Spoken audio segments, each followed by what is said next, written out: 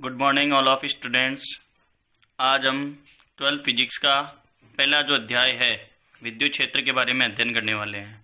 सबसे पहले विद्युत क्षेत्र के बारे में अध्ययन करते हैं तो हमारी स्थिर विद्युत्की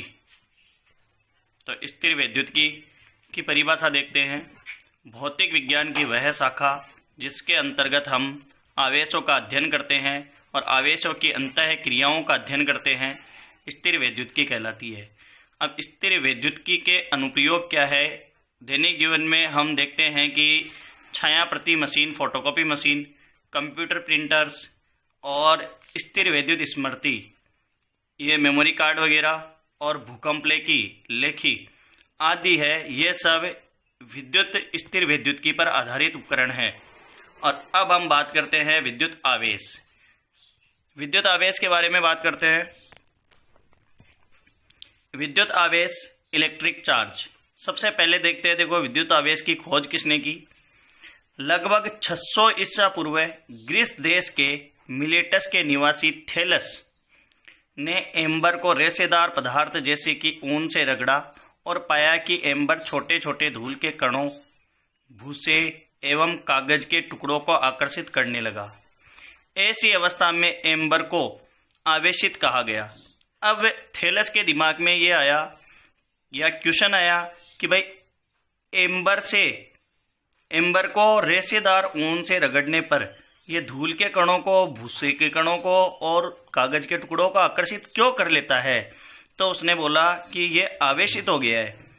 और एम्बर का ग्रीक जो नाम है वो इलेक्ट्रॉन है और इसी के आधार पर इलेक्ट्रिसिटी शब्द की उत्पत्ति हुई। अब देखिए विद्युत आवेश वास्तव में होता क्या है? क्या इसकी कोई डेफिनेशन होती है? इसकी कोई विशेष डेफिनेशन नहीं होती, लेकिन हम देखते हैं, देखो विद्युत आवेश के बारे में पढ़ते हैं। विद्युत आवेश पदार्थ को निर्मित करने वाले मूल कणों का एक नेज गुण होता है, जिसके कारण यह विद्युत या चुंबकीय क्षेत्र उत्पन्न करता है या इनका अनुभव करता है। जिस तरीके से विद्युत से कोई वस्तु को हम आकर्षित या प्रतिकर्षित करवा सकते हैं या अट्रैक्ट करते हैं, रिफ्लेक्ट करते हैं, ठीक उसी प्रकार अब आपस में वस्तुओं को रगड़ने पर या घर्षण के द्वारा उनमें ऐसा क्या हो गया कि वो दोनों आकर्षित करने लग गए वस्तुओं को। तो वो हुआ भाई, उसमें या तो विद्युत गुण आ गए या उसमें कौन से गुण आ गए? चुंबकीय गुण। क्योंकि जिस प्रकार से चुंबक आकर्षित करती है, ठीक उसी प्रकार से वो प्लास्टिक की छड़ वो भी आकर्षित कर रही थी। अब देखो आवेश के प्रकार, देखो टाइप्स ऑफ चार्ज। आवेश दो प्रकार के होते हैं, जैसा कि आप जानते हैं, धनावेश और ऋणावेश। अब सबसे पहले ये पता किसने किया और किसने बताया कि आवेश दो प्रकार के होते हैं? तो ये बताने के लिए बेंजामिन फ्रैंकलिन ने सरल प्रयोग किए। तो देखो सरल प्रयोग क्या किए? आवेश के प्रकार को निर्धारण करने के निम्न प्रयोग करने के लिए देखो, सबसे पहले हमने दो कांच की छड़ें ली और इसको रेशम के कपड़े से रगड़कर कुचालक स्टैंडों पर लटकाया। जैसा कि आप चित्र में देख रहे हैं कि कांच की दो छड़ें हैं और दोनों को रेशम के कपड़े से रगड़ी हुई है और कुचालक स्टैंड पर लटका दिया।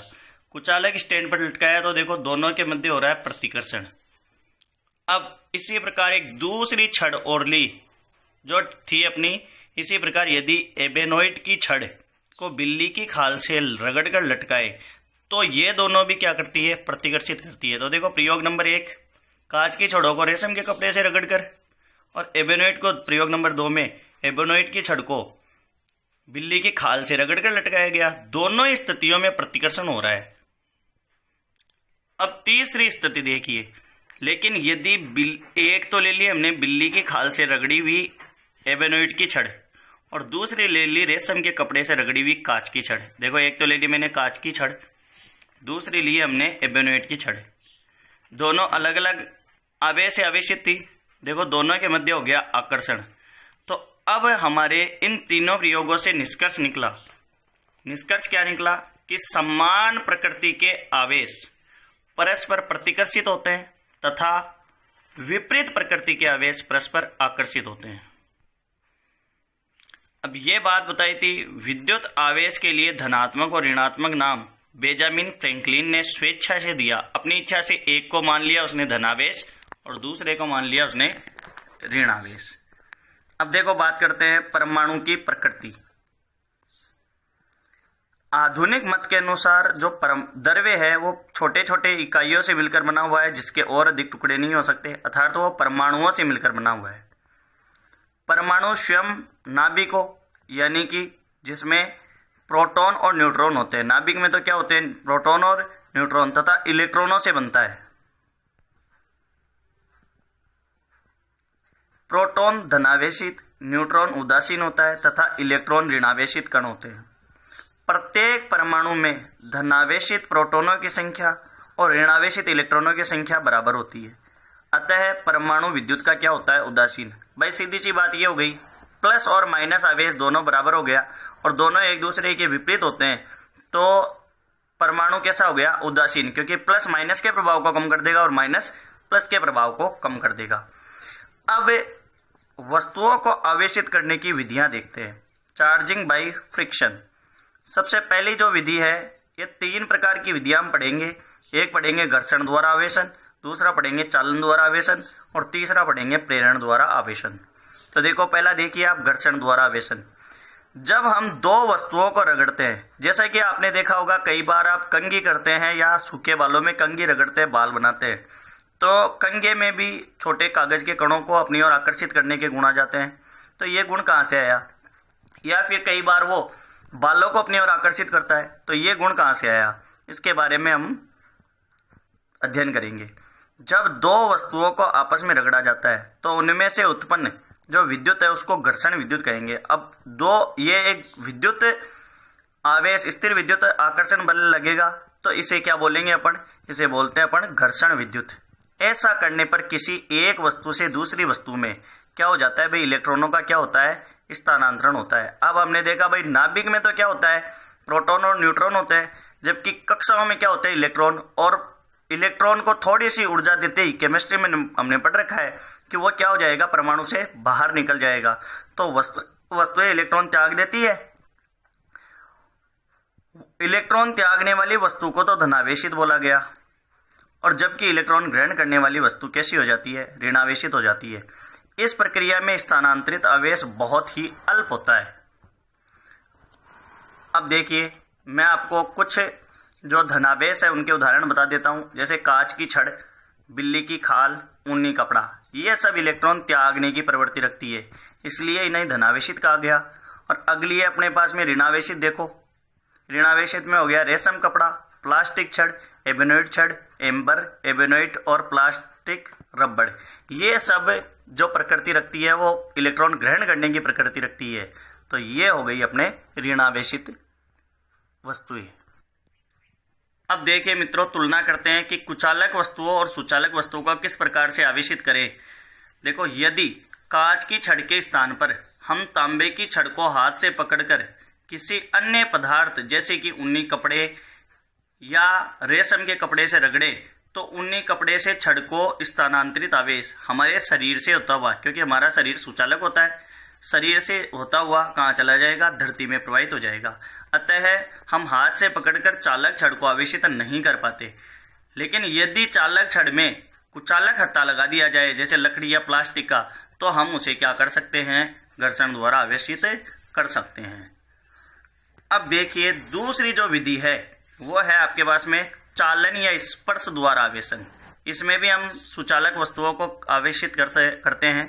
देखना, संपर्क में स्थित 2 वस्तुओं में एक वस्तु से दूसरी वस्तु में आवेश का स्थानांतरण होना संपर्क या चालन द्वारा आवेशन कहलाता है। यानी कि इस नाम से ही पता चल रहा है कि 2 वस्तुओं को स्पर्श करवा दें या संपर्क में लाएं तो सीधी सी बात है वो वस्तुएं आवेशित हो जाती है।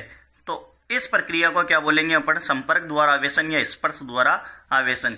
जैसा कि आप चित्र में देख रहे हैं, देखो एक अनावेशित वस्तु है, कुचालक स्टैंड पर रखी गई, लेकिन सुचालक वस्तु है। एक आवेशित वस्तु जो कुचालक स्टैंड पर रखी हुई है, लेकिन कैसी है, सुचालक है, आवेशित है। दोनों वस्तुओं को मैं संपर्क में लाता हूं तो आवेश है वो पूर्ण रूप से दोनों वस्तुओं पर समान रूप से वितरित हो जाता है। तो देखो, चित्रानुसार कुचालक स्टैंड पर रखे 2 चालक गोलों पर विचार करते हैं, जिनमें से एक आवेशित तथा दूसरा अनावेशित है।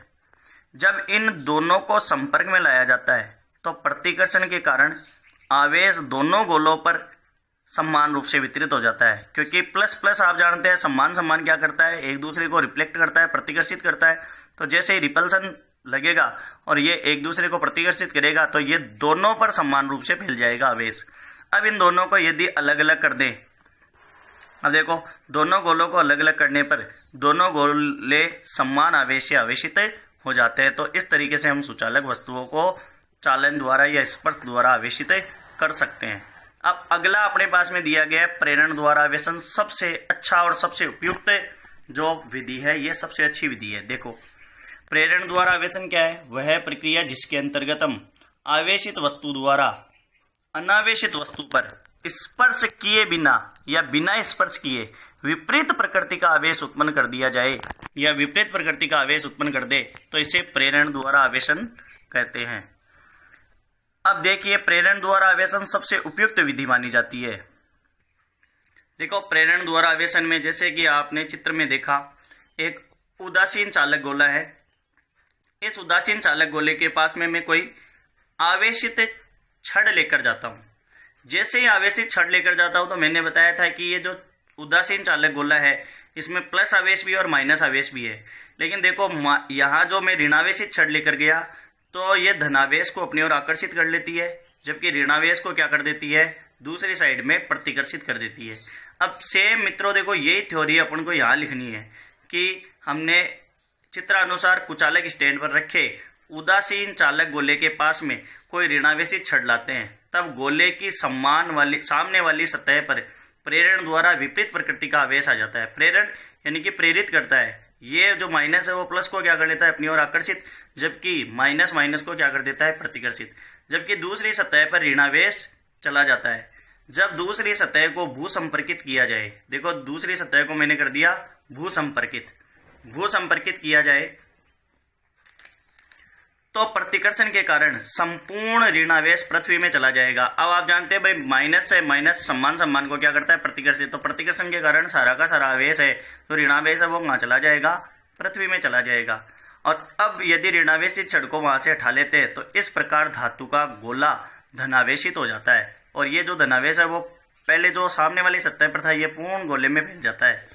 अब देखिए महत्वपूर्ण बात क्या है, जैसे कई बार हमने शादी पार्टियों में देखा होगा कि रेशम के कपड़े से जो गुब्बारे हैं उनको अपन रगड़ के दीवार के चिपकाते हैं तो वो चिपक के हो जाते हैं। यह एक आवेशित वस्तु अनावेशित वस्तु को किस प्रक्रिया के द्वारा आकर्षित करती है।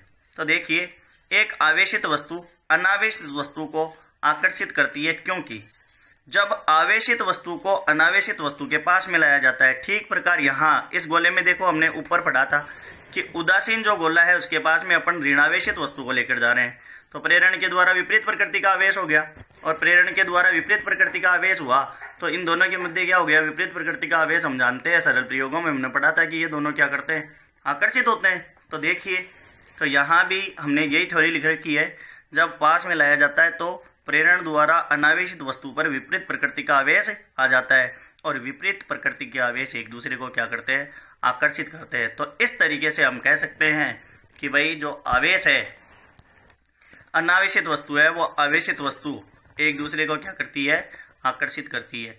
अब बहुत सी बार क्वेश्चन पूछा जाता है कि भाई आवेश का जो ज्ञात करने का जो आवेशित वस्तु हुई या नहीं हुई, या आवेशित का जो गुण है वो प्रतिकर्षण है न कि आकर्षण, क्यों। तो प्रतिकर्षण से ही पता चलेगा भाई ये वस्तु आकर्षित हुई है नहीं हुई है, अन्यथा तो एक आवेशित और अनावेशित वस्तु भी क्या कर रही है, एक दूसरे को आकर्षित कर रही है। अब देखो कुछ महत्वपूर्ण बिंदु है मित्रों, ये देखते हैं। जब दो समान द्रव्यमान की वस्तुओं को आवेशित किया जाता है जिसमें एक तो धनावेशित हो तथा एक क्या हो, ऋणावेशित हो, तो ऋणावेशित वस्तु का द्रव्यमान पहले की अपेक्षा बढ़ जाता है, क्योंकि ऋणावेशित वस्तु में इलेक्ट्रॉन ग्रहण किए गए जबकि धनावेशित वस्तु ने क्या कर दिए, इलेक्ट्रॉन त्याग दिया। और इलेक्ट्रॉन का भी कुछ न कुछ द्रव्यमान होता है, तो सीधी सी बात है इलेक्ट्रॉन त्यागे गए तो धनावेशित वस्तु का तो क्या हो जाएगा, द्रव्यमान आंशिक मात्रा में कम हो जाएगा और ऋणावेशित वस्तु का आंशिक मात्रा में क्या हो जाएगा, द्रव्यमान बढ़ जाएगा।